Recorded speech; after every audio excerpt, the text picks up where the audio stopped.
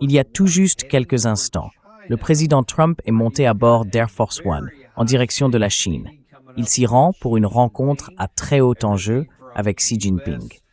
Sur la table, il y a tout. Les impacts économiques pour les États-Unis, les relations bilatérales entre les deux pays, les tensions entre la Chine et Taïwan et l'équilibre militaire en Asie de l'Est. Et bien sûr, en toile de fond, la guerre en Iran et au Moyen-Orient. Tous ces sujets arrivent à un moment où l'économie américaine traverse une période difficile, ce qui pourrait avoir de lourdes conséquences sur les résultats ou l'absence de résultats de ce sommet avec la Chine. Et pour nous aider à comprendre ce qu'on peut réellement en attendre, s'il doit en sortir quelque chose, nous avons le plaisir d'accueillir Lyle Goldstein, mon collègue de Defense Priorities. Il est directeur du programme Asie et ancien professeur-chercheur au Naval War College des États-Unis. Autant dire qu'il a une expérience directe sur les questions qui nous intéressent le plus. Lyle, ravi de te retrouver dans l'émission. Oui, content d'être de retour, Daniel. Bon, écoutez, entrons directement dans le vif du sujet, ce voyage qui approche. Commençons par voir comment les Chinois perçoivent tout ça, parce que j'aimerais qu'on regarde la situation sous tous les angles. Qu'est-ce que la Chine cherche à en tirer, au juste? Il y a eu un article dans le New York Times qui affirme que la Chine devient dangereusement trop sûre d'elle. Et selon l'auteur, alors que Pékin se prépare à la visite du président Trump cette semaine, je cite, « Je vois une nouvelle forme d'arrogance dangereuse s'installer dans mon pays natal. » Cet article a évidemment été écrit par un ressortissant chinois, quelqu'un qui est né là-bas.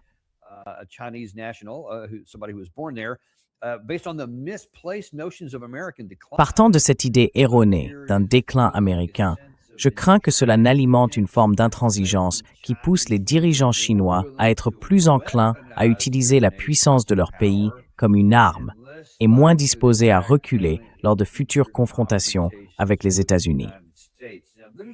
Alors, il y a toutes sortes de gens, de tous les côtés sur ce sujet. Certains diabolisent la Chine pour tout et n'importe quoi.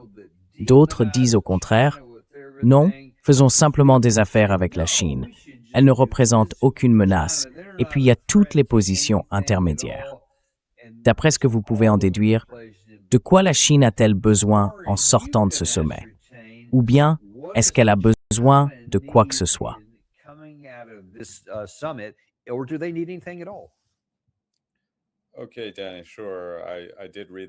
D'accord, Danny, oui. J'ai bien lu cet article de Wang.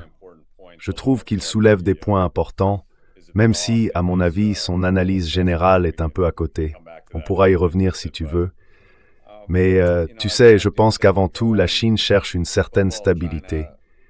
Ils sont assez inquiets de l'orientation de la politique américaine. Beaucoup d'entre nous le sont, et je crois que j'écoute assez souvent ton émission pour savoir que toi aussi, tu t'en préoccupes. Eh bien, devine quoi? Les Chinois aussi sont inquiets. La Chine reste une sorte de géant du commerce mondial. Son économie l'est un peu moins qu'avant, mais elle reste étroitement liée à la santé de l'économie mondiale, forcément, quand on fait autant d'échanges.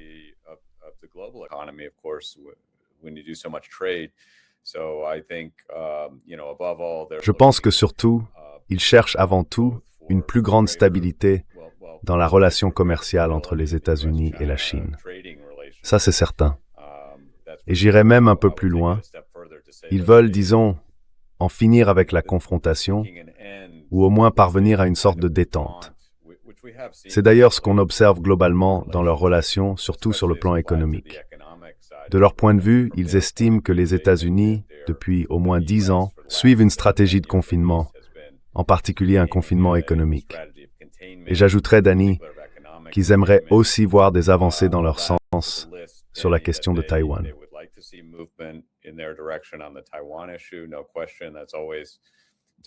Sans aucun doute, c'est toujours une préoccupation majeure pour Pékin.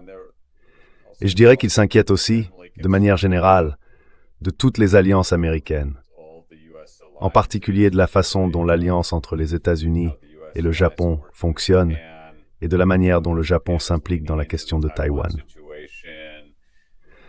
De leur point de vue, ça revient à un important renforcement militaire américain tout le long de leurs frontières. Et n'oublions pas qu'en ce moment même, je crois que des forces américaines, japonaises et australiennes mènent des exercices conjoints avec les Philippines. C'est clairement un effort de dissuasion. Mais les Chinois sont troublés par le fait que tout cela se déroule si près de la Chine, en mer de Chine méridionale. Est-ce que ça les déstabilise ou est-ce que ça les met simplement en colère? Quel effet ça a sur eux? Ou bien est-ce qu'il y a des réactions différentes à l'intérieur de la Chine?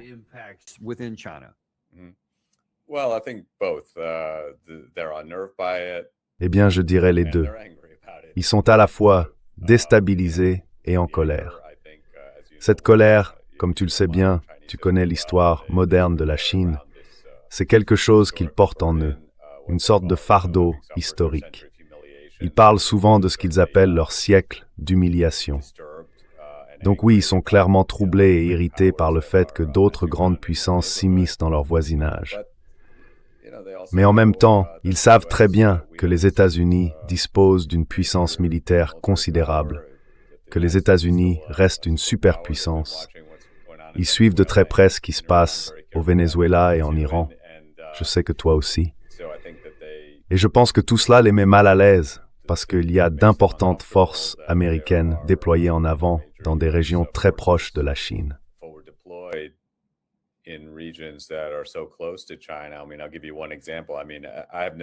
Je vais vous donner un exemple. J'ai remarqué une forte augmentation de la présence des forces américaines aux Philippines ces 5 dernières années. On y voit notamment certains des équipements les plus récents et les plus performants de nos alliés. Les nouveaux F-35, beaucoup de sous-marins qui opèrent dans la région. On a aussi déployé une nouvelle arme de moyenne portée, appelée Typhoon, qui a été basée aux Philippines puis retirée, je crois. Évidemment, les Chinois n'aiment pas du tout ça. Et j'imagine que le sujet pourrait être évoqué, mais honnêtement, je ne pense pas que ce sera un point majeur du sommet.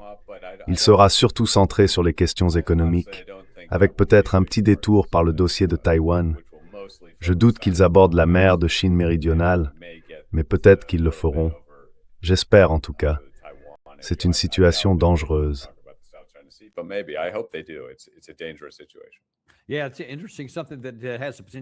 Oui, c'est intéressant. C'est un sujet qui pourrait devenir un vrai point de tension. Ça va même jusqu'à justifier un sommet entre les deux dirigeants. Mais au fond, la question c'est pourquoi les États-Unis mettent autant l'accent en ce moment sur le déploiement de forces de combat dans la région. Est-ce qu'on pense que la Chine va devenir expansionniste au-delà même de Taïwan? Qu'elle va changer de stratégie? Que cette présence va la dissuader? Ou bien, quelle est la logique derrière tout ça, du point de vue de la marine américaine?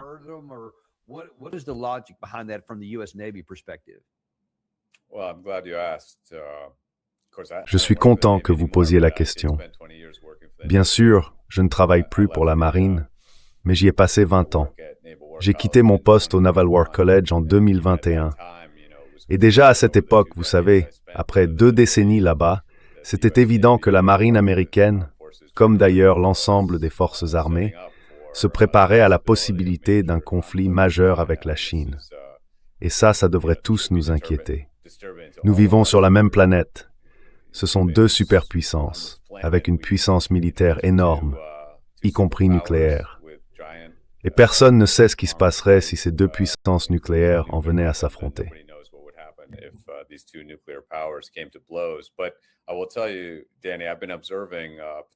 Mais je vais te dire, Danny, j'observe ça depuis un moment, surtout ces 5 dernières années. En fait, depuis la visite de Pelosi, c'était quand déjà, en 2022 ou en 2021, j'ai remarqué que les États-Unis préparent en gros les Philippines et aussi les îles Ryukyu du Sud, au Japon, comme des zones de déploiement pour mener une guerre autour de Taïwan. Et les Chinois l'ont bien vu aussi, évidemment, et ils ont réagi très vivement.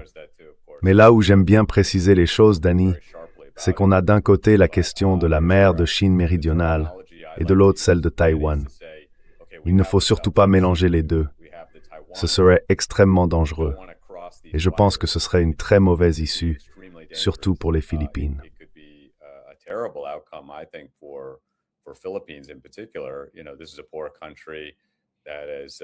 Vous savez, c'est un pays pauvre qui essaie de se développer, de se protéger contre ces énormes typhons qu'il subit sans arrêt.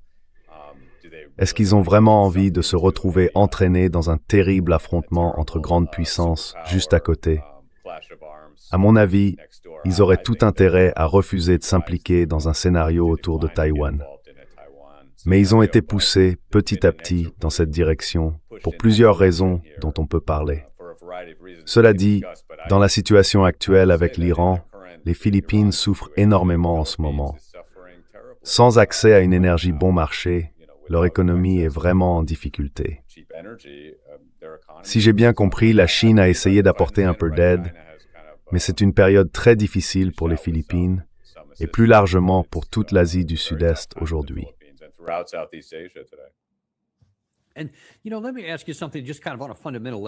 Laissez-moi vous poser une question, disons un peu plus fondamentale.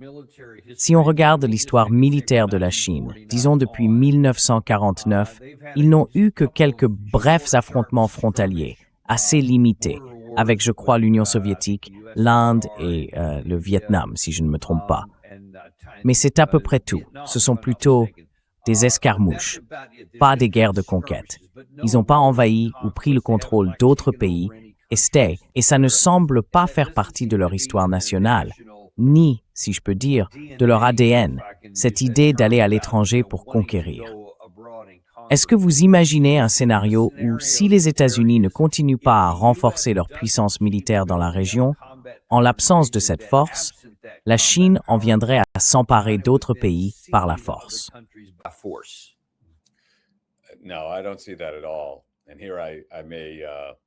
Non, pas du tout. Je ne vois pas les choses comme ça. Et là, je vais peut-être me démarquer un peu d'un autre invité régulier de votre émission, John Mearsheimer, qui, selon sa théorie, considère que la Chine représente la plus grande menace pour la sécurité mondiale et pour les États-Unis. Moi, je ne suis vraiment pas d'accord avec ça, et ce, de manière fondamentale. En partie pour les raisons que vous avez évoquées. Si on regarde l'histoire moderne de la Chine, on voit qu'elle a été très réticente à recourir à la force. Et même quand elle l'a fait, par exemple contre l'Inde, contre l'Union soviétique en 1969 ou contre le Vietnam, il s'agissait en général d'affrontements brefs et ciblés, destinés à punir plutôt qu'à conquérir.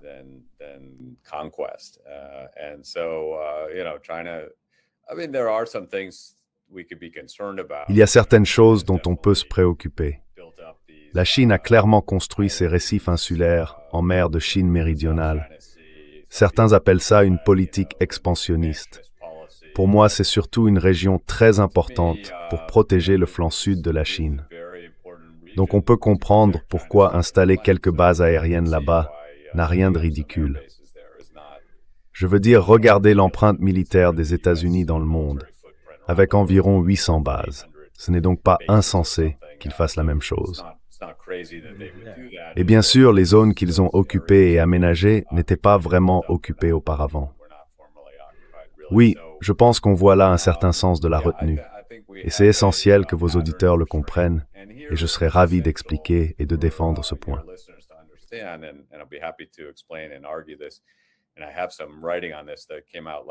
J'ai d'ailleurs écrit un article là-dessus qui est sorti l'automne dernier. Mais en gros, il faut bien comprendre que Taïwan, en tant qu'enjeu de sécurité pour la Chine, c'est fondamentalement différent de tout le reste, même du cas de la mer de Chine méridionale. C'est vraiment autre chose pour Pékin. Oui, ils ont de mauvaises relations avec le Japon. Oui, il y a même quelques récifs contestés entre le Japon et la Chine. Mais dans l'ensemble, Taïwan, c'est ce qu'ils appellent un intérêt fondamental. Ils l'ont répété à plusieurs reprises. Ils sont prêts à recourir à la force contre Taïwan. Et soyons honnêtes, le titre constitutionnel de l'île, c'est toujours la République de Chine.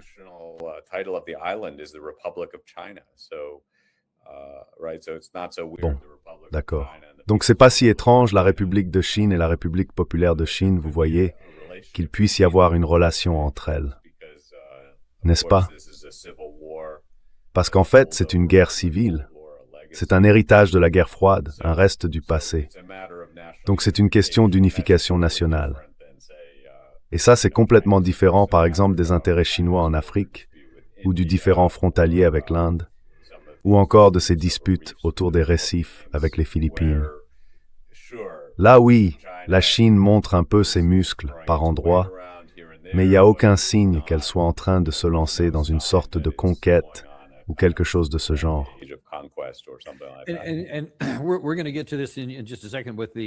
On va en parler dans un instant avec la question de l'Iran et l'aspect de ce sommet qui approche. Mais d'abord, sur Taïwan en tant que tel. Beaucoup d'analystes disent que la Chine renforce massivement sa puissance militaire, qu'elle accumule des moyens, des barges de débarquement, des hélicoptères, des missiles, tout ce qu'on veut, jusqu'à atteindre un certain niveau, un chiffre qu'on ne connaît pas vraiment. Et qu'à partir du moment où elle l'aura atteint, elle passera à l'action contre l'île de Taïwan. Est-ce que, selon vous, c'est inévitable? Ou bien est-ce que vous penchez plutôt pour l'autre lecture, celle qui dit que la Chine n'a en réalité aucune intention de conquérir militairement Taïwan, mais qu'elle veut simplement s'assurer que l'île ne devienne jamais indépendante ou trop proche des États-Unis? Vous vous situez où, vous, entre ces deux visions?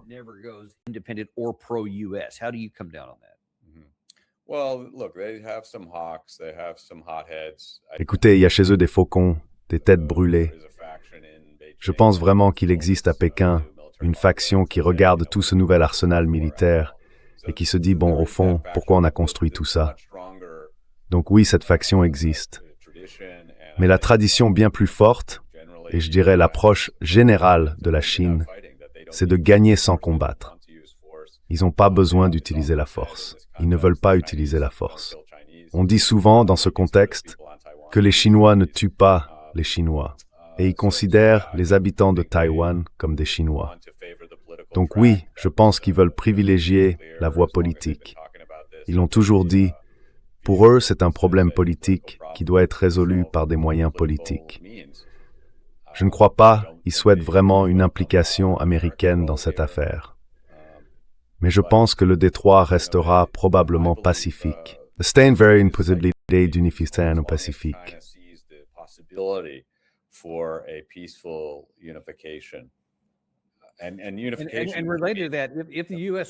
Et justement, si les États-Unis décidaient de réduire leur présence, de quitter la région en disant « Vous savez quoi, débrouillez-vous entre vous », sans toutes ces bases et tout ce que vous venez de décrire, qui se sont d'ailleurs multipliées ces 5 dernières années. Si, au lieu d'accélérer, ils partaient, est-ce que ça pousserait la Chine à se dire « Très bien, maintenant on peut y aller sans problème ». Qu'en pensez-vous?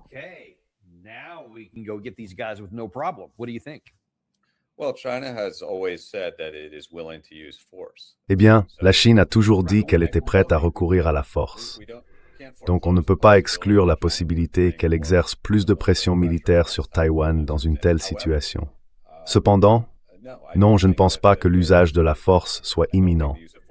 Et je ne crois pas que ce soit le plan A de la Chine, ni même son plan B. À mon avis, on atteindra vraiment le point où la Chine appuiera sur la gâchette et décidera d'utiliser la force quand elle estimera qu'il n'y a plus aucune chance d'unification. Et vous savez, malheureusement, je pense que nous avons, d'une certaine manière, poussé dans cette direction.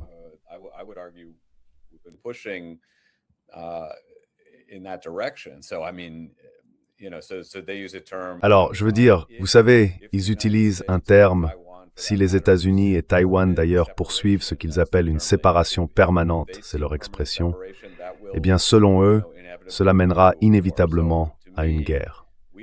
Donc pour moi, on devrait faire l'inverse. On devrait en fait encourager doucement Taipei, Taïwan, à chercher un compromis. Et d'ailleurs, il y a eu une très bonne nouvelle à ce sujet. Le mois dernier, l'un des dirigeants taïwanais, le chef de l'opposition, a eu une très bonne rencontre avec Xi Jinping. C'était en avril. C'est donc une avancée vraiment positive, et j'espère que cela montre à la direction chinoise qu'il y a à Taïwan des gens qui ont une approche raisonnable de cette question et qui pensent qu'une forme d'unification est possible.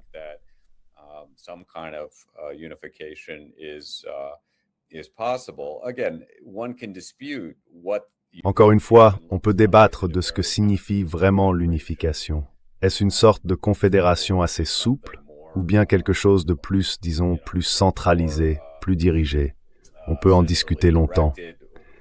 Pour ma part, après avoir étudié la question pendant plusieurs décennies, j'ai le sentiment que Pékin est assez ouvert à une forme de confédération très lâche, qui permettrait même, ils l'ont d'ailleurs déjà déclaré publiquement, à Taïwan de conserver ses propres forces armées dans le cadre d'une telle confédération. Je vois ça comme un signe très positif, et je pense qu'on commence à percevoir à Taïwan une nouvelle forme de réalisme quant à son avenir.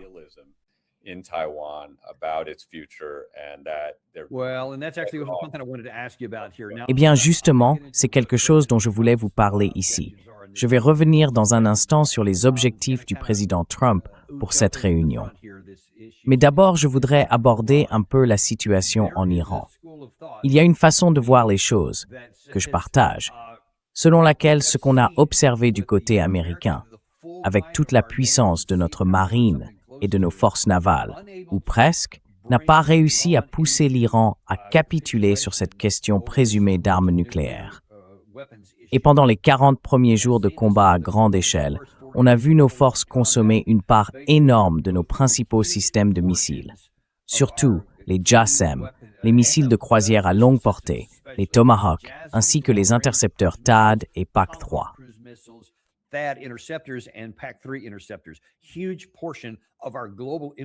Une énorme partie de nos stocks mondiaux a déjà été utilisée. Et pourtant, on n'a même pas réussi à bouger d'un pouce sur le plan stratégique pour ramener nos opérations ici. Et maintenant, on est vraiment dans une situation difficile. Je ne vais pas entrer dans tous les détails de cette guerre maintenant, mais au fond, si on a déjà autant de mal à faire plier l'Iran, ça doit forcément rendre les militaires chinois encore plus confiants. Avec leur capacité de missiles bien supérieure, leur puissance industrielle, leur construction navale, leur capacité de stockage et leurs installations souterraines, ils doivent se dire qu'ils peuvent très bien nous affronter d'égal à égal. Vous en pensez quoi?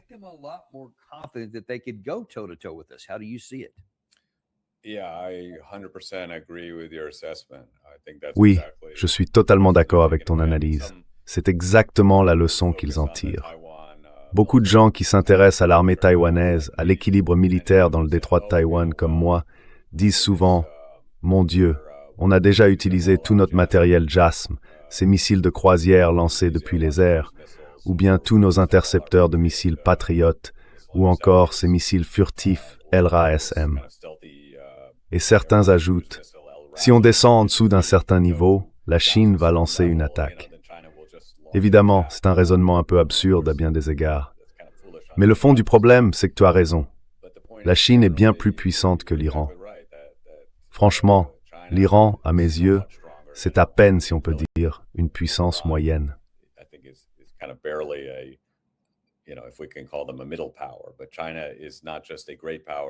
Mais la Chine n'est pas seulement une grande puissance.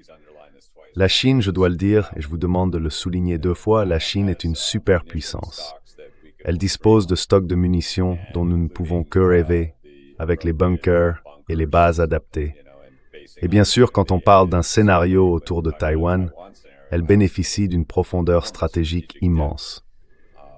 Donc l'idée que nous pourrions l'emporter dans un scénario de détroit de Taïwan, à mon avis, relève du fantasme. Et ça fait déjà un bon moment que c'est le cas. Mais oui, je pense que ce qu'on a vu dans le Golfe Persique illustre bien une chose. Le pays qui, disons-le comme ça, Danny, le pays qui a la ferveur de son côté, autrement dit, celui qui se soucie le plus, celui pour qui il s'agit d'intérêts vitaux, eh bien, c'est celui-là qui a l'avantage. On parle souvent de l'erreur qu'aurait représenté le fait de placer l'Iran sur ce qu'on appelle un terrain de mort. Eh bien, devinez quoi?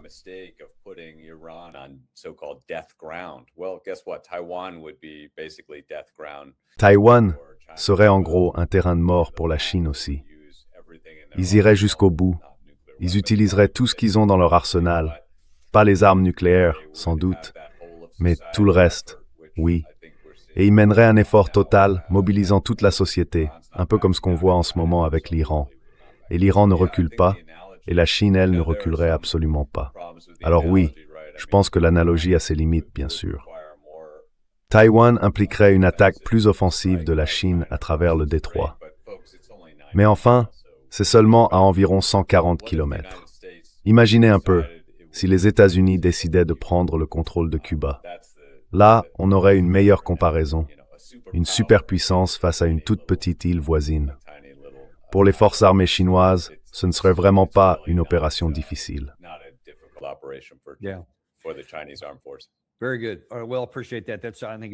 Très bien. Merci pour ça. Je pense que c'est vraiment important de bien comprendre. Bon, changeons un peu de sujet maintenant et regardons du côté chinois. Voyons aussi le côté du président Trump, parce que c'est quelque chose que vous m'avez envoyé plus tôt. On y voit beaucoup de PDG qui voyagent avec le président Trump. Ça semble être un groupe assez important. Et ce n'est pas habituel qu'autant de dirigeants accompagnent un chef d'État lors d'une visite officielle en Chine. Qu'est-ce que vous en pensez? Et qu'est-ce que ça vous dit sur les principaux objectifs du président Trump?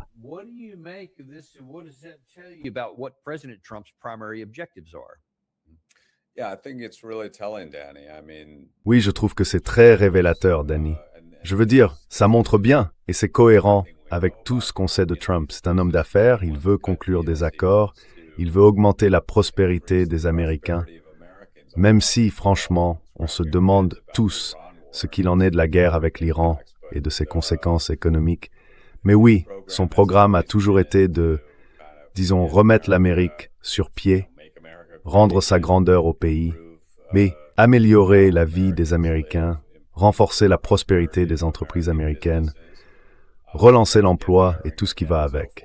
Et là, on en voit un peu les effets avec ce voyage.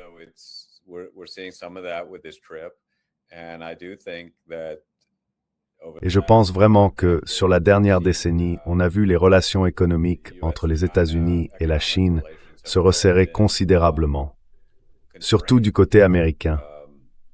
Comme je l'ai dit, les États-Unis ont mené une sorte de politique de confinement économique vis-à-vis de la Chine. Eh bien, devinez quoi? Ça a fait beaucoup de mal à de nombreuses entreprises américaines. Elles ont dû créer de toutes nouvelles chaînes d'approvisionnement, repenser complètement leur modèle économique. Mais à mon avis, c'est l'ensemble des Américains qui en ont souffert. Prenez les agriculteurs, par exemple, dans le Midwest. Comment peuvent-ils savoir quoi planter l'année prochaine quand une année la Chine achète tout et l'année suivante elle n'achète plus rien?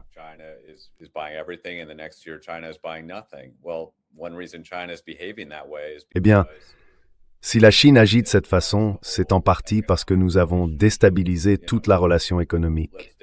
Vous savez, on peut bien sûr entrer dans les détails, mais je pense que les deux pays s'en sortiraient mieux si on stabilisait cette relation économique. Et franchement, si on met de côté ce que je considère comme une sorte de paranoïa un peu folle, cette idée qu'on ne peut pas avoir de voitures chinoises sur nos routes parce que les Chinois voudraient surveiller tous nos déplacements ou je ne sais quoi, eh bien, à mon avis, ça relève clairement de la paranoïa.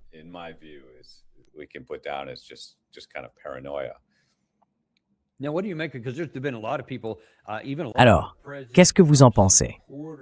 Parce qu'il y a beaucoup de gens, même parmi les partisans du président Trump, qui tirent vraiment la sonnette d'alarme.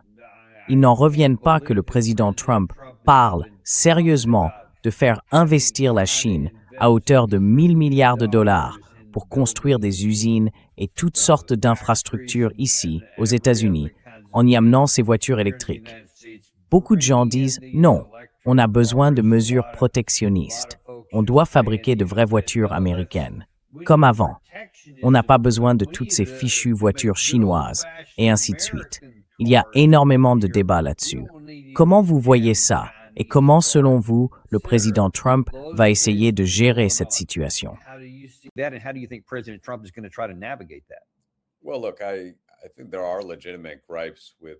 Écoutez, je pense qu'il y a des critiques légitimes à faire sur le système économique de la Chine et il y a des choses dont on doit vraiment se préoccuper. Par exemple, la Chine n'autorise pas les syndicats dans le pays. Donc on peut en déduire qu'ils ont des coûts plus bas, qui paient les gens moins cher, et ça, ce n'est pas juste. Je pense donc qu'il faut surveiller ça de près et chercher une forme d'équité dans la relation. Et de manière générale, je ne pousserai pas ça trop loin, mais c'est tout à fait raisonnable de vouloir une relation commerciale un peu plus équilibrée.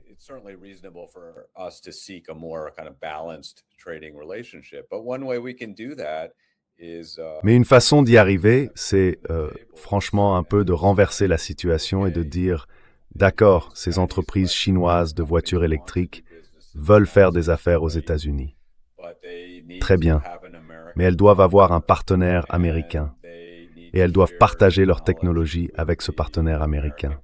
Et il faut aussi s'assurer que, vous savez, 80% des employés de la coentreprise soient réellement des Américains. Ça ne devrait pas être trop difficile à mettre en place. Je veux dire, on fait ça depuis des décennies, je crois, avec les entreprises japonaises, et tout le monde adore le concessionnaire Toyota ou le concessionnaire Honda.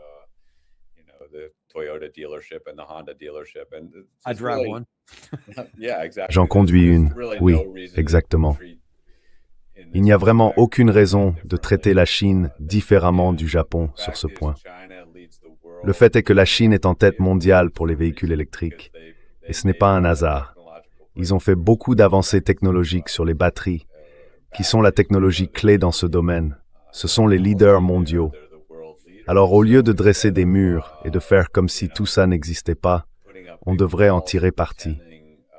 Et franchement, dans la guerre actuelle avec l'Iran, on serait bien mieux loti si une grande partie de nos véhicules étaient électriques et pas seulement de gros consommateurs d'essence.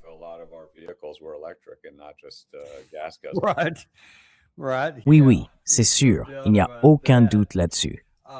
Alors, selon vous, qu'est-ce que vous pensez ou qu'est-ce que vous imaginez que le président Trump cherche à obtenir de tout ça? Quand il reviendra, qu'est-ce qu'il voudra pouvoir dire au peuple américain? Voilà ce que j'ai accompli pendant mon séjour en Chine.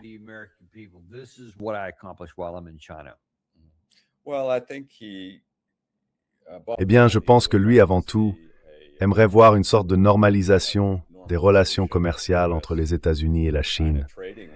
Et je crois que cela impliquerait un gros réajustement, surtout au niveau de la balance commerciale. On sait bien que Trump est obsédé par les balances commerciales, et celle-ci est franchement mauvaise. On importe clairement beaucoup plus qu'on exporte. En partie, c'est de notre faute. On a toujours été très réticents à envoyer en Chine nos merveilles technologiques, à part, disons, les avions Boeing. Mais on a aussi rendu les choses extrêmement compliquées pour les entreprises américaines qui veulent y faire des affaires. Donc, je dirais qu'il souhaite sans doute adopter une approche un peu plus détendue sur ce point.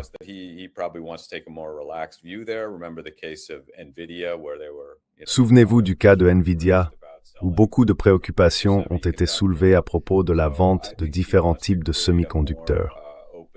Je pense qu'il veut créer un espace plus ouvert. Il veut aider à corriger ce déficit commercial énorme en permettant à davantage de technologies américaines de pénétrer le marché.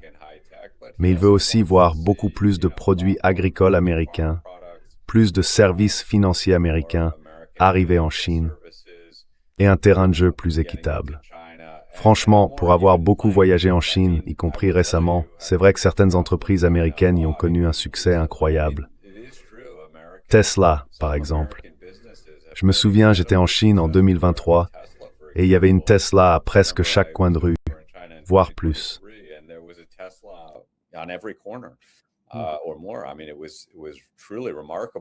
Je veux dire, c'était vraiment remarquable, le niveau de pénétration que Tesla avait réussi à atteindre. Alors, est-ce que c'était un cas isolé? Moi, je pense que c'est l'innovation américaine qui est à l'œuvre, et les Chinois sont impressionnés par cette innovation. Apple aussi a une présence incroyable en Chine. Les entreprises américaines peuvent y arriver, mais elles ont besoin d'être sûres que les règles du jeu sont équitables. Et je crois que c'est en partie ce que notre président cherche à obtenir là-bas. Quant à l'idée d'investissement chinois aux États-Unis, c'est plus délicat. En partie parce que, selon moi, les entreprises chinoises sont méfiantes. Franchement, elles ont été maltraitées au cours des 10 dernières années. Alors pourquoi prendraient-elles le risque de recommencer? Je pense donc qu'elles vont rester très prudentes. Et ce ne sera pas facile de les convaincre de s'impliquer à nous. Mais que répondez-vous à l'argument inverse, celui que beaucoup, surtout du côté républicain, avancent? Ils disent non, c'est juste la Chine qui essaie de s'infiltrer pour nous espionner, qu'ils vont faire des choses à double usage et qu'ils vont aussi agir en douce ici. À quel point est-ce un risque réel? Écoutez, cette tradition d'espionnage économique remonte à plusieurs siècles. Et d'ailleurs, notre pays a longtemps été en tête dans ce domaine. On était très doués pour ça. On a passé beaucoup de temps à copier les innovations britanniques et à les transformer en géants industriels américains. Donc on connaît bien le sujet. Je pense que c'était un risque plus important il y a une vingtaine d'années. Mais aujourd'hui, dans des secteurs comme les véhicules électriques, les batteries et d'autres encore, la Chine est souvent en position de leader. En réalité, c'est sans doute nous qui sommes maintenant les plus intéressés à en apprendre davantage sur certains de leurs secrets. Et est-ce qu'il y a des garde-fous?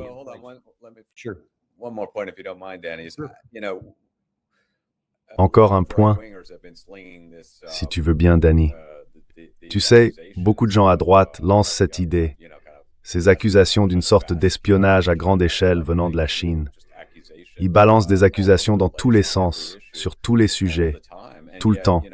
Et pourtant, quand le FBI a lancé le programme appelé China Initiative et qu'ils ont arrêté plein de ressortissants chinois et tout ça, le taux de condamnation a été extrêmement faible. En réalité, il y a donc très peu de preuves concrètes d'un vaste effort d'espionnage chinois.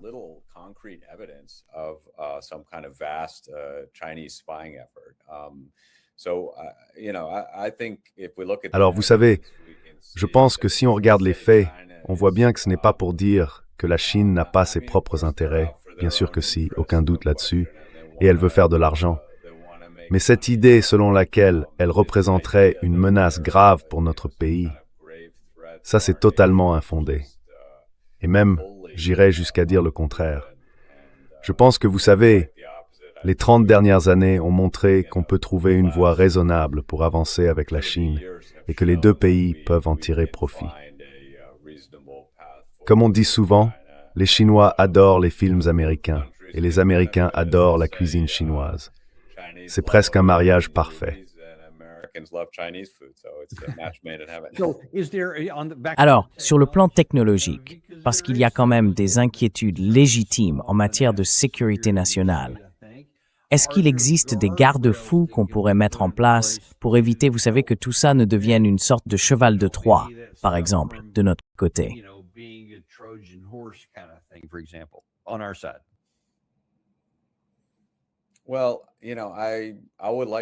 Eh bien, vous savez, j'aimerais voir les exemples, parce que j'ai vraiment le sentiment que, dans les cas qu'on a mis en avant, comme l'attaque contre TikTok, par exemple, ou encore contre Huawei.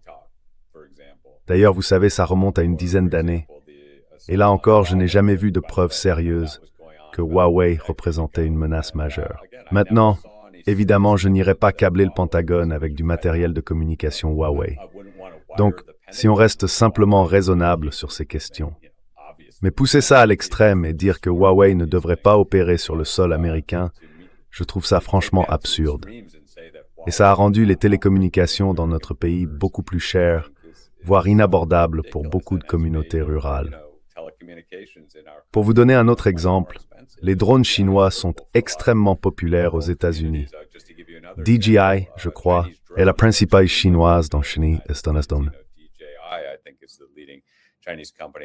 Juste derrière moi là, juste là. D'accord. Voilà.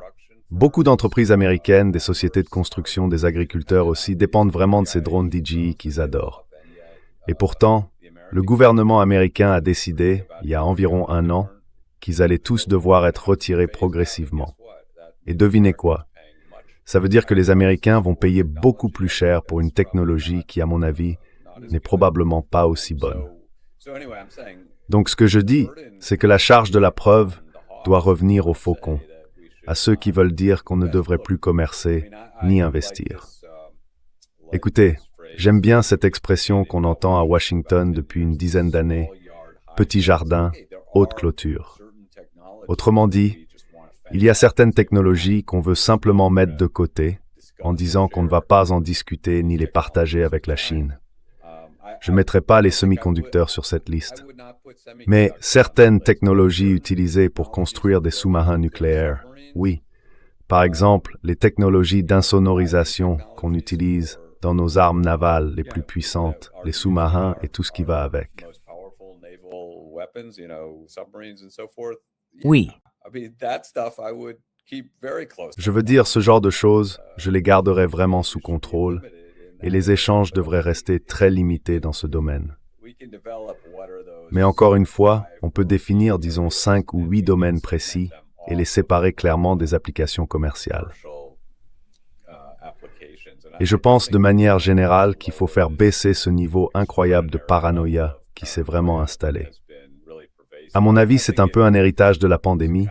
Utoskiva Chine comme Circus Bay, et vous voyez.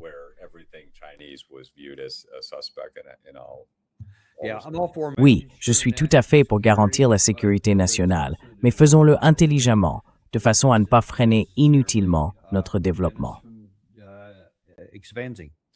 Eh bien, ça fait du tort aux entreprises américaines, y compris aux petites entreprises. Oui, je suis contre ça. Bon, changeons de sujet. Parlons maintenant de l'éléphant dans la pièce, à propos de la réunion qui arrive, c'est-à-dire la question de la guerre entre les États-Unis et l'Iran. Évidemment, c'est un dossier compliqué, parce que la Chine entretient des relations bien établies avec l'Iran. Il y a des liens énergétiques, des échanges d'achats et de ventes dans le domaine de l'énergie. Il y a aussi le facteur économique avec les BRICS et tout le reste. Mais la Chine, bien sûr, n'a aucun intérêt à entrer dans un conflit direct avec les États-Unis, ni même à y participer directement. Cela dit, le sujet reste clairement sur la table. Alors, il y a quand même 2 ou 3 points à souligner ici.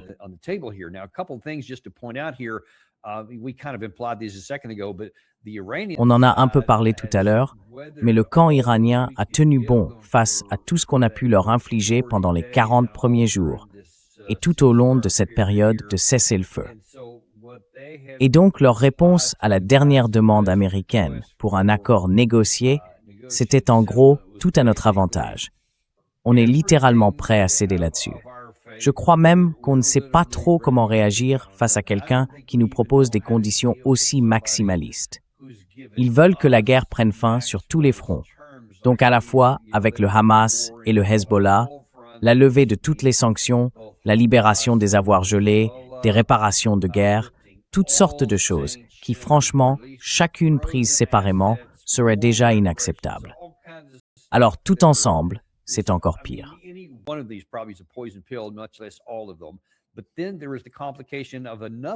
Mais il y a aussi une autre complication, du côté américain cette fois. L'inflation de l'indice des prix à la consommation pour le mois d'avril est montée à 3,8%, ce qui a été très mal perçu. Et quand on regarde la liste des éléments qui ont contribué à cette hausse, 29% d'inflation sur les produits énergétiques, l'essence, les billets d'avion, l'énergie en général, et ainsi de suite. On voit bien que ce sont des facteurs réels qui continuent de croître aux États-Unis. Alors maintenant, au moment où le président Trump et Xi se rencontrent, comment vont-ils faire pour éviter que leurs divergences sur la guerre en Iran ne viennent éclipser ce sommet?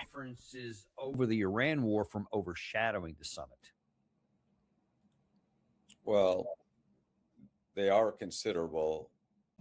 China has quite a good relationship with Iran, and China is not willing to, throw Iran, under the bus. And we've seen kind of, a more or less steady, low level, but still nevertheless steady support for Iran from Beijing. It's alleged that China even has maybe been supplying some critical intelligence for Iran, probably components for weapon systems, not complete weapon systems, but components nevertheless, crucial components, I would say. And then, also, and here, Beijing's behavior is perhaps akin to its behavior in the Ukraine war, which we've discussed some, and I know you've talked a lot about on your show, but in the sense that Beijing is giving Iran some kind of diplomatic cover, really, and supporting it diplomatically. Okay, that's on the one hand. On the other hand, though, D'accord, ça c'est d'un côté. Mais de l'autre, Danny, je pense que les États-Unis et la Chine ont quand même des intérêts communs ici, surtout en tant que grande puissance commerciale, qui veulent avant tout que le détroit d'Ormuz reste ouvert. Et la Chine a été très claire sur ce point. Il faut bien voir que la Chine, oui, elle entretient d'excellentes relations avec l'Iran, mais elle a aussi de bonnes relations avec les pays du Conseil de coopération du Golfe, notamment l'Arabie saoudite, Oman, en fait un peu avec tout le monde dans la région. Depuis des décennies, la Chine gagne énormément d'argent grâce à cette partie du monde. Et bien sûr, c'est un grand importateur de pétrole. Je crois même que c'est le plus grand importateur de pétrole au monde, même s'il ne faut pas exagérer parce que la Chine reçoit aussi beaucoup de pétrole de la Russie et qu'elle a, en parallèle, cherché à réduire sa dépendance excessive au pétrole.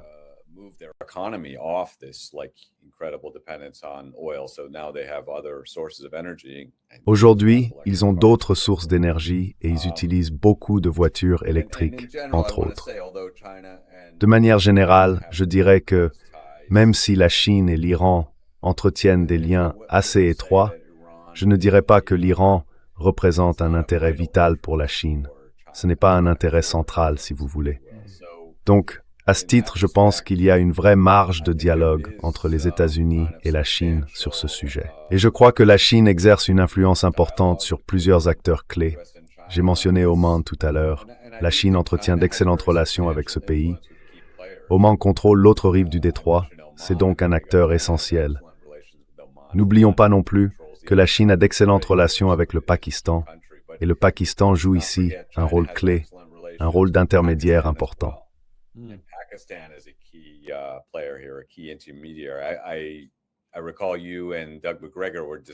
Je me souviens que toi et Doug McGregor, vous parliez du port de Gwadar là-bas à la frontière. Oui, et je suis d'accord avec ton analyse. Gwadar pourrait devenir absolument crucial, hein, si on en parle encore dans 6 mois ou dans 1 an. Dieu nous en garde si c'est le cas. J'espère que non. Mais Gwadar, oui, l'Iran pourrait faire passer une bonne partie de son économie par ce port.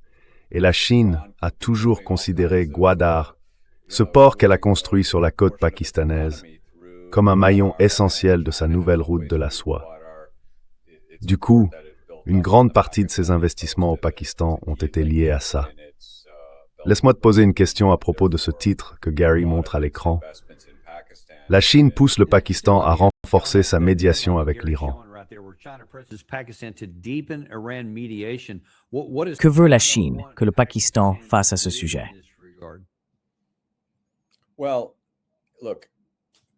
Eh bien, regardez, on voit se dessiner une sorte de modèle de médiation à la chinoise. La Chine déteste vraiment la manière américaine de forcer la main, donc elle n'adoptera jamais une approche agressive du type « Vos prochains investissements dépendront du fait que vous fassiez exactement ce qu'on vous dit ». Ils ne feront jamais ça. En revanche, ils préfèrent largement la méthode de la carotte. Donc ils pourraient, disons, suggérer subtilement « Si on parvient à rouvrir ce détroit, si vous pouvez aider à faire évoluer l'Iran vers des positions plus raisonnables dans ses négociations avec les États-Unis, alors on entrevoit un tout nouvel avenir pour le corridor économique entre les États-Unis, la Chine, l'Iran et le Pakistan, et l'avenir de Gwadar s'en trouve confirmé. Je peux très bien imaginer ce genre de discours positif. Vous savez, ils adorent parler de situations gagnant-gagnant.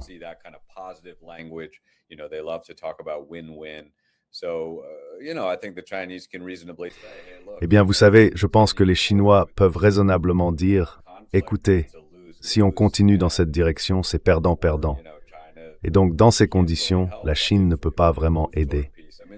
Mais si on avance vers la paix, là, il faut reconnaître que la Chine a plutôt un bon bilan. N'oublions pas qu'en 2023, elle a réussi à rapprocher les Saoudiens et les Iraniens, qui jusque-là étaient en conflit ouvert, presque en guerre larvée depuis une dizaine d'années. Ils ont réussi à rétablir des relations diplomatiques normales. Bien sûr, tout ça s'est un peu effondré depuis, mais à l'époque, en 2023, Pékin avait bel et bien réussi à amener ses deux ennemis à la même table, puis à les guider patiemment vers un accord de travail. Et ça, c'était un vrai bénéfice pour toute la région.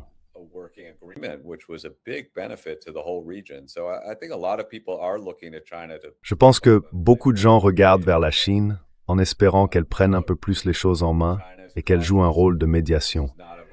Alors soyons clairs, la Chine reste prudente. Ce n'est pas un intérêt vital pour elle. Ce qui la préoccupe bien plus, c'est Taïwan ou le Japon par exemple. Mais je pense qu'elle peut quand même jouer un rôle positif ici. Simplement, elle ne veut pas se précipiter ni investir trop d'efforts dans des initiatives de paix qui dépassent largement son contrôle. Elle ne veut pas non plus risquer son prestige. Sur ce point, elle est très prudente. Cela dit, je pense qu'elle peut être utile à la marge, même si je doute qu'elle prenne vraiment les devants dans cette affaire.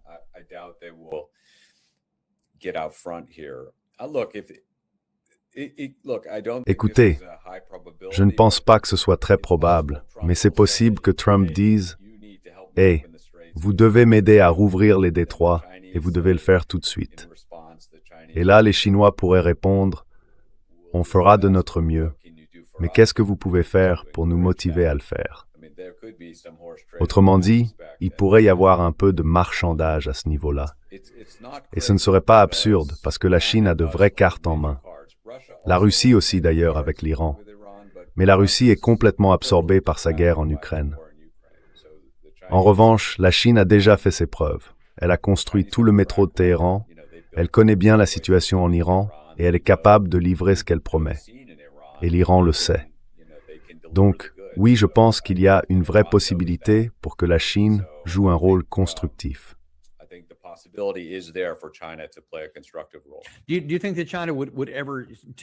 Pensez-vous que la Chine pourrait un jour dire à Téhéran « Écoutez, il faut vraiment faire un accord pour rouvrir ce détroit ».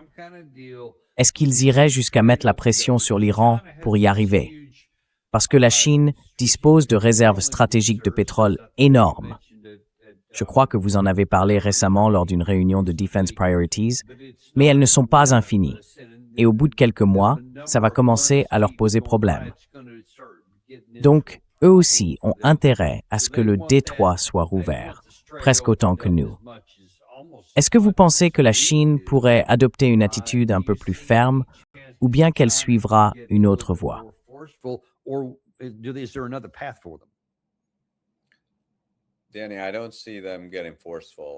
Danny, je ne les vois pas devenir plus fermes. En partie, je dis ça après les avoir observés, par exemple avec la Corée du Nord, où on peut dire leurs enjeux dans le règlement de cette question et dans le fait que la Corée du Nord ne devienne pas nucléaire étaient bien plus importants. Et pourtant, ils ont toujours agi avec beaucoup de retenue, sans jamais aller trop loin. Je pense que ça vient de leur histoire, du fait qu'ils ont souvent été intimidés par le passé. Du coup, ils considèrent que c'est une cause perdue d'essayer d'intimider d'autres pays. Donc franchement, je ne pense pas qu'on verra chez eux ce genre d'attitude dure.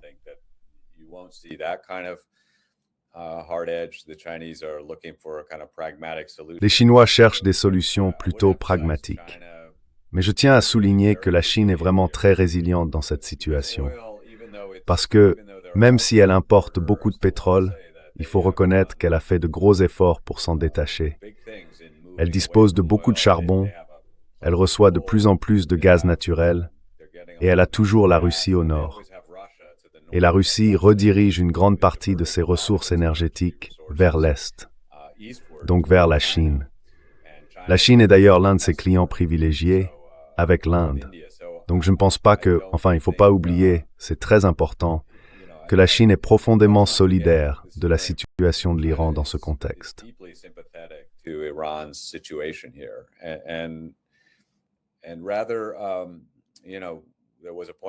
Et d'ailleurs, il y a eu, je crois, il y a environ 6 semaines, un moment où Xi Jinping a dit qu'il déplorait, il ne l'a pas formulé aussi clairement, mais qu'il ne voulait pas voir la loi de la jungle s'appliquer dans le golfe Persique.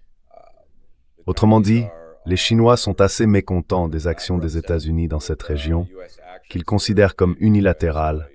Ils les qualifient même d'hégémoniques. Donc, il y a eu des critiques assez fortes et directes à l'égard des États-Unis. Ils ne sont donc pas particulièrement enclins à faire preuve de sympathie envers la situation américaine. Et ils savent bien que c'est à l'Amérique de faire les grands gestes pour rouvrir le détroit.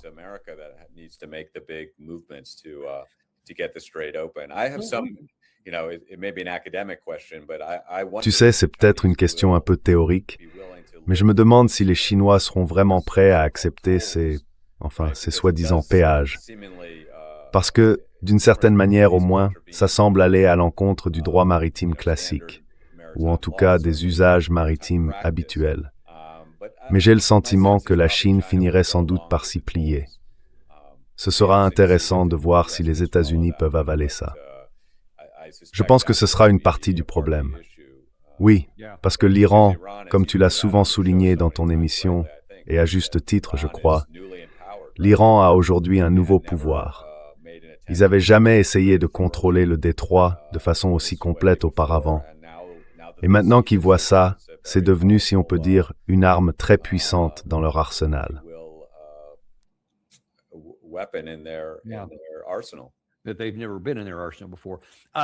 Qu'ils n'avaient encore jamais eu dans leur arsenal. La dernière question que j'aimerais vous poser, c'est comment, selon vous, la Chine perçoit-elle ses relations dans le monde? Regardons ça à l'échelle globale, pour l'instant. Parce que si les États-Unis, comme je le pense dans mon analyse, reprennent des opérations de combat actives en Iran, ce serait tout simplement catastrophique pour nos intérêts.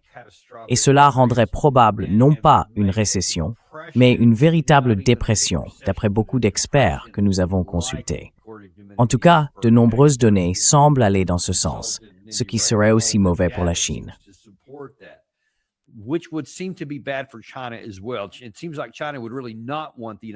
On dirait que la Chine n'aurait vraiment aucun intérêt à voir les États-Unis tomber en dépression, que ce soit une dépression nationale ou mondiale, parce que ça aurait forcément beaucoup de conséquences négatives pour eux aussi, notamment sur notre pouvoir d'achat et donc sur leurs exportations.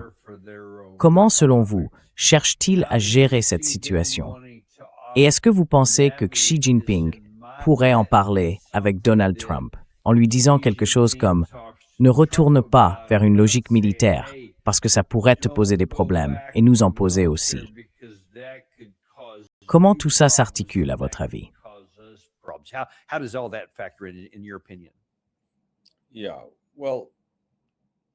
Oui.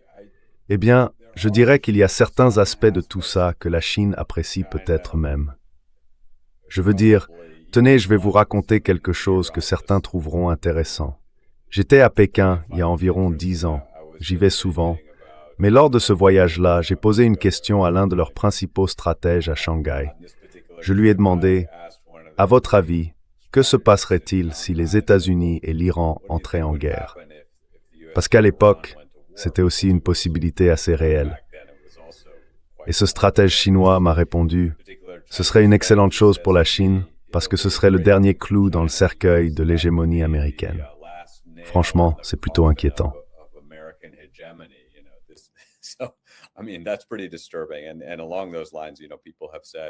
Et dans cette logique, certains disent que le fait que les États-Unis dépensent d'énormes quantités de munitions montre en réalité qu'ils ne sont pas si puissants que ça. Et en même temps, ça met en lumière certaines de leurs armes les plus récentes, ainsi que leur doctrine militaire, que la Chine peut étudier de près, et ainsi de suite. Donc ce n'est pas exagéré de dire que la Chine en a tiré profit. Plus concrètement, l'étoile de la Chine est en train de monter. On a un peu l'air d'un État voyou, alors que la Chine, elle, apparaît comme un acteur très raisonnable, très responsable, si on peut dire. Et dans le Sud global, mais aussi dans des régions comme l'Europe, la réputation de la Chine progresse. Donc il y a effectivement des raisons pour lesquelles la Chine peut voir tout cela d'un œil plutôt favorable. Mais tu sais, malgré tout, je pense que ta logique reste la plus importante.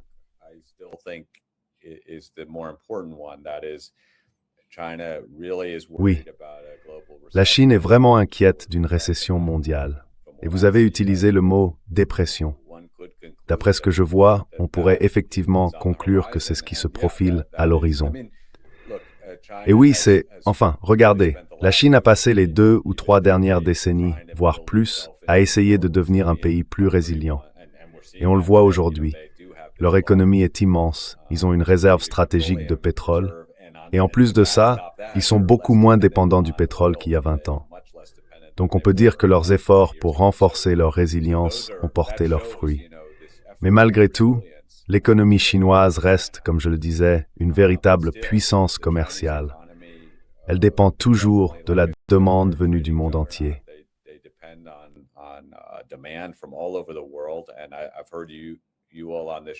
J'ai entendu plusieurs d'entre vous ici utiliser le terme « destruction de la demande ».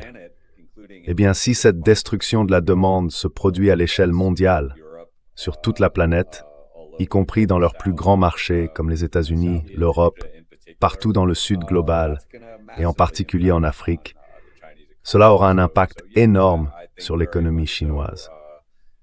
Donc oui, je pense vraiment que c'est quelque chose qui sera dans l'esprit du président Xi. Et il dira sans doute à Trump, « Vous ne voulez pas aller plus loin dans cette impasse et plonger l'économie mondiale dans une spirale incontrôlable. Nous en souffrirons tous, et ce sera vraiment perdant-perdant. » Je pense donc que pour les 2 présidents, c'est une priorité majeure, maintenir l'économie mondiale sur les rails.